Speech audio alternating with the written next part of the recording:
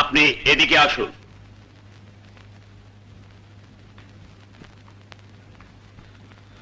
আপনি কথা বললে আপনার উকিলকে কথা বলতে দেয়া হবে না। আমার উকিলের দরকার নাই, আপনি হুকুম দিলে আমি তার জিগাই জিগাই সে চুপ থেকে কেন আদালতে সময় নষ্ট করতেছে। আমার হাতে সময় খুব কম হুজুর, হাসপাতালে আমার স্ত্রী মৃত্যুর সাথে লড়াই করতেছে।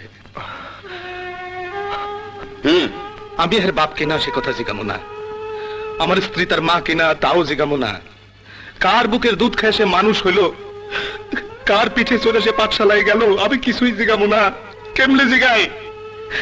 কোনদিন খোঁজ নিয়ে এসে দেখছে তারে শহরে রেখে লেখাপড়া করাইতে দুইটা মানুষ কতদিন না খায় থাকছে?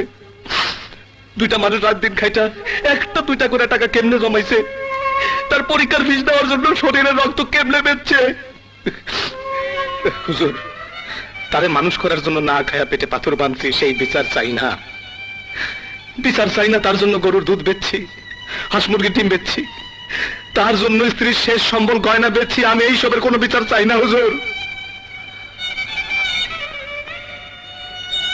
আমি চাই আমার ওই জমি, আমার আর কিছু নাই হুজুর। যা বেচা আমি আমার স্ত্রীর বাঁচাইতে পারি, সে ওই জমি আমার ধোকা দিয়ে লেখা নিছে। আমি মূর্খ মানুষ, সরল বিশ্বাসী টিপস হইতেছি।